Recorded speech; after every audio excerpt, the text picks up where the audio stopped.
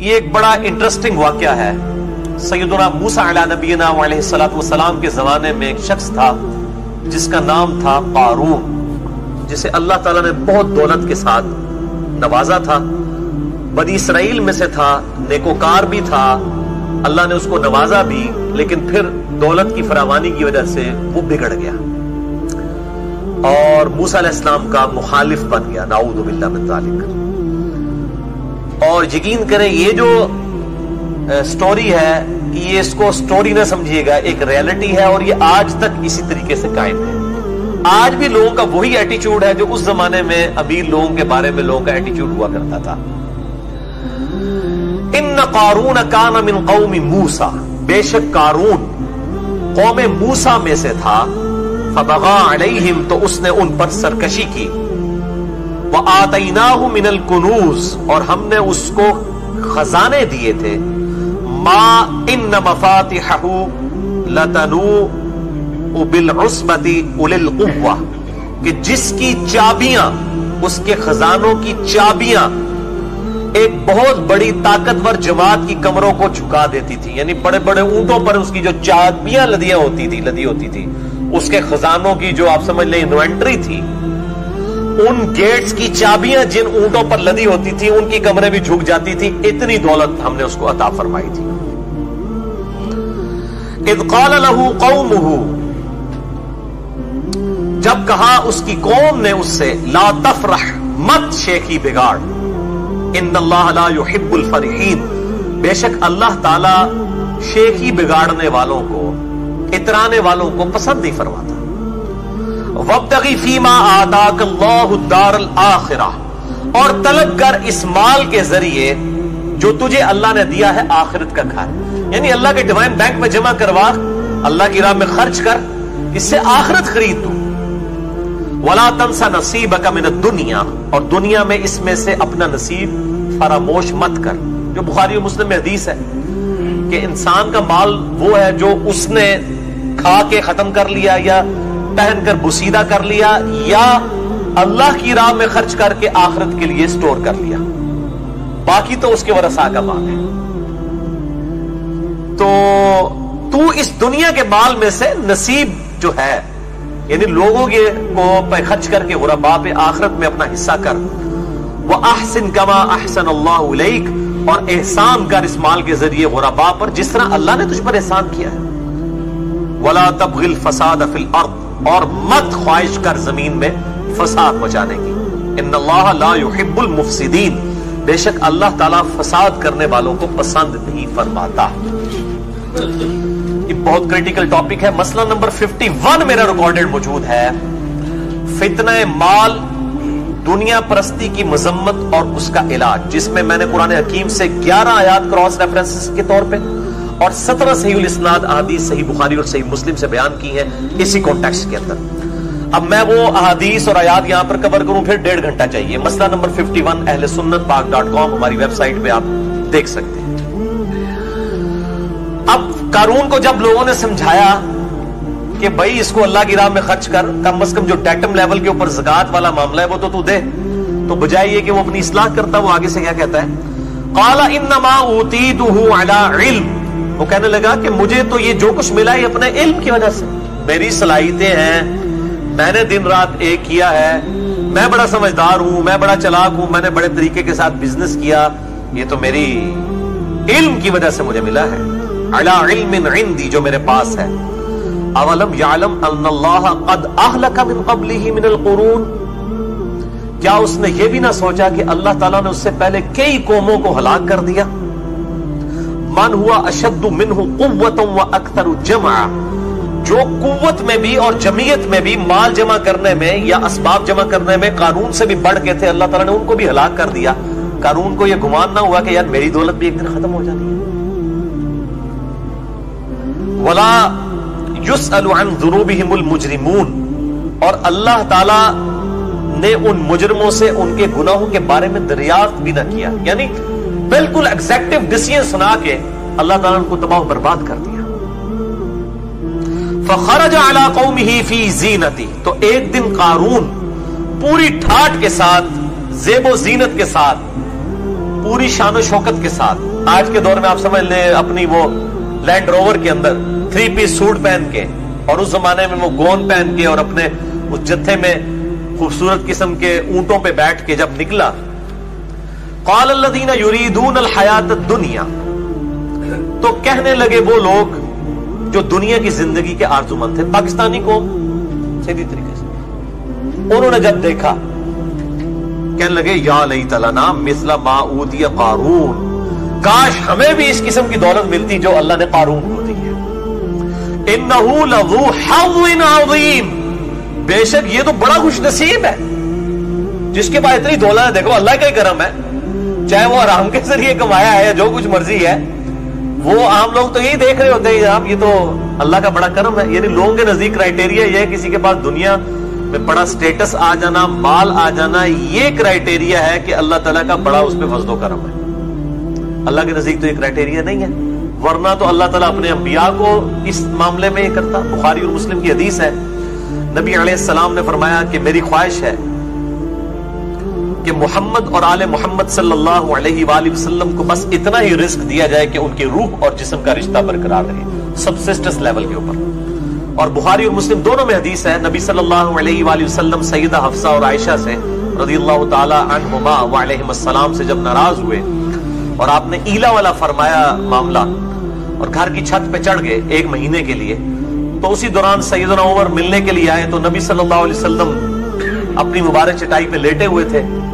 تو آ کے نبی صلی اللہ علیہ وسلم سے سیدنا عمر نے دل لگی کی کہ آپ کا موڈ ٹھیک کیا جائے کیونکہ آپ ناراض تھے اپنی بیویوں پہ تو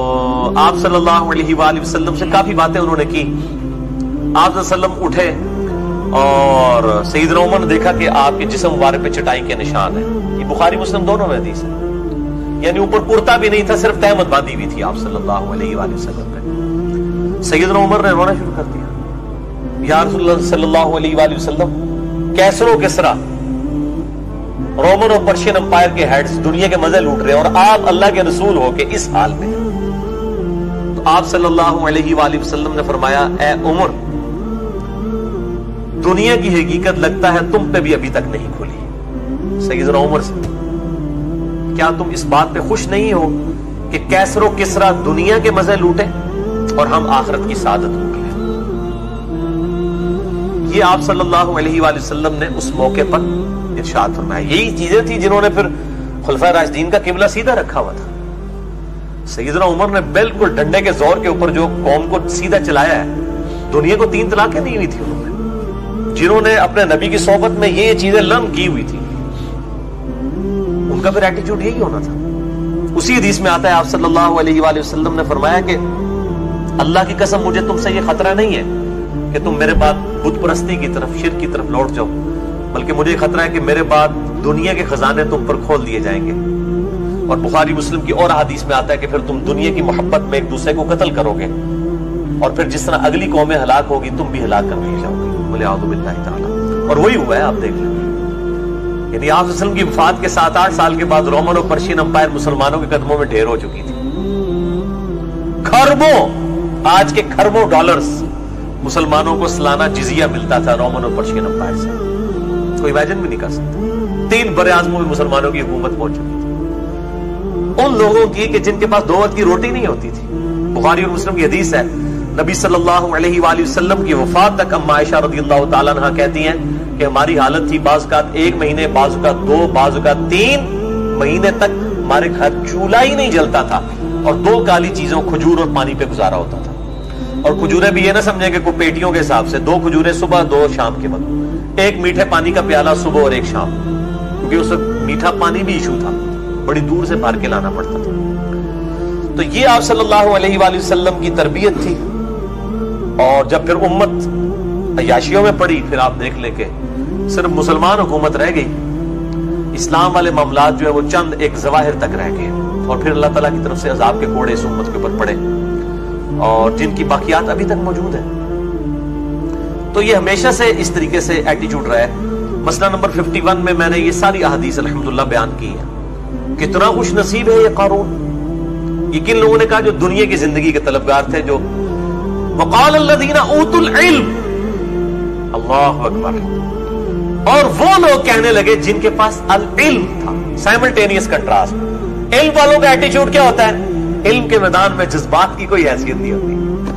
اب جذبات تو کہہ رہے ہیں واقعی اللہ کا بڑا کرم ہے جناب, اتنی مال و دولت ہے, اللہ نے اتنی عزت دی ہے, لیکن علم والے لوگ جو ہیں وہ علمی پیرائی میں دیکھتے ہیں. وہ کہتے ہیں وَيْلَكُمْ, وہ ان کو بھی سمجھاتے ہیں اور تمہاری خرابی اور ستیہ ناس ہو جائے تم لوگوں کا, تم نے یہ کرائٹیریا بنا لیا ہے اللہ تعالیٰ کے حضور کامیابی کا. وَيْلَكُمْ ثواب اللہ خیر لمن آمن وعمل صالحا, اللہ کے حضور بہتر اجر تو ان لوگوں کے لیے ہے ثواب جو ایمان لے آئیں اور بات مان لیں اور نیک عمل اختیار کریں. ولا يلقاها الا الصابرون, اور یہ جو نعمت ہے بجز صبر کرنے والوں کے کسی کو نہیں ملتی. جو دنیا میں صبر کی زندگی گزارے گا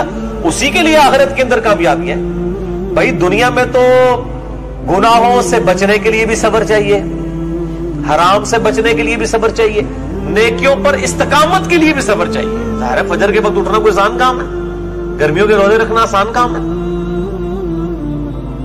اور تکلیف کے اوپر بھی صبر چاہیے. پھر ان اللہ مع الصابرین. میں اکثر یہ بات کرتا ہوں, میں نے پچھلی دفعہ بھی کی تھی کہ میرے بھائیوں 1 ارب 1 روپیہ اور 1 ارب میں کوئی فرق نہیں ہے. 1 روپے اور 2 روپے میں تو فرق ہے 50% کا. ادھر سے بیٹا, ادھر سے چلے جاؤ. 1 اور 2 روپے میں تو آپ سمجھ سکتے ہیں کہ 50% کا فرق ہے, لیکن 1 ارب 1 روپیہ اور 1 ارب میں تو فرق ہے نیگلیجیبل. اور صحیح مسلم کی حدیث ہے کہ دنیا اور آخرت کی مثال یہ ہے کہ جیسے کوئی سمندر میں انگلی ڈبوئے, اس کے ساتھ جو پانی لگے گا وہ دنیا کی زندگی اور سمندر آخرت کی. اگر کوئی شخص 1 روپیہ ضائع کر کے 1 ارب روپیہ کما لے, وہ فائدے میں ہے یا وہ شخص فائدے میں ہے جو 1 روپیہ خرچ کر کے 1 ارب روپیہ گوا دے؟ ظاہر ہے جو 1 روپیہ خرچ کر کے. تو یہ 1 ارب اور 1 روپے کی جو ریزیمبلنس ہے یہ بھی نہیں بنتی دنیا اور آخرت کی, کیونکہ وہ انفینٹ لائف ہے. بلکہ یہ ریشو پروپورشن تو قبر کی زندگی اور دنیا کی زندگی کا نہیں بنتا. آپ قبرستان چلے جائیں, آپ کو میجارٹی مردے ایسے ملیں گے کہ جن کی اپنی عمریں اتنی نہیں تھی, اس سے زیادہ ان کی قبر میں زندگی گزر چکی ہے. اگر ان کی آپ ڈیتھ کی ڈیٹ نکالیں, بلکہ ابھی آج سے آپ جو 100 سال پہلے تک لوگ مرے ہوئے ہیں ان کی اپنی عمریں تو اتنی نہیں تھی, اور جو 1400 سال یا 10,000 سال پہلے لوگ مرے ہوئے ہیں ان کی اپنی زندگی کتنی ہوگی,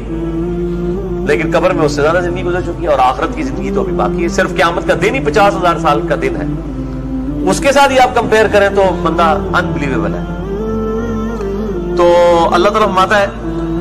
کہ یہ صبر کرنے والوں کے لیے ہے. ان لوگوں نے کہا فَخَسَفْنَا بِهِ وَبِدَارِهِ الْأَرْضِ, پس ہم نے غرق کر دیا فرعون قارون کو بھی اور اس کے گھر کو بھی زمین میں, یعنی وہ اپنی دولت کے سمیت زمین میں دھسا دیا گیا. بولے اعوذ باللہ تعالی. فما کان له من فئۃ ینصرونہ, تو کوئی ایسی جماعت نہیں تھی جو ہمارے مقابلے پہ اس کی مدد کر سکتی, من دون اللہ, اللہ کے مقابلے پر. وما کان من المنتصرین, اور نہ ہی وہ اپنا انتقام لے سکا. اللہ سے کون انتقام لے سکتا ہے؟ وَأَصْبَحَ الَّذِينَ تَمَنَّوْا مَكَانَهُ بِالْأَمْسِ, اب وہ لوگ جنہوں نے کل تک تمنا کی تھی کہ اسی بھی اس طرح دے امیر ہوتے, جب انہوں نے دیکھا کہ اپنی دولت کے سمیت دھسا دیا گیا زمین میں, انہوں نے صبح اس حال میں کی کہ وہ آرزو کر رہے تھے یقولون وَيْكَأَنَّ اللَّهَ يَبْسُطُ الرِّزْقَ لِمَن يَشَاءُ مِنْ عِبَادِهِ وَيَقْدِرُ. اب پتا چلا کہ اللہ تعالیٰ جسے چاہتا ہے رزق کشادہ دیتا ہے, جسے چاہتا ہے تنگ کر لیتا ہے. یعنی رزق کا زیادہ یا کم ہونا اس کی بزرگی کی یا اللہ کے حضور کامیابی کی دلیل نہیں ہے.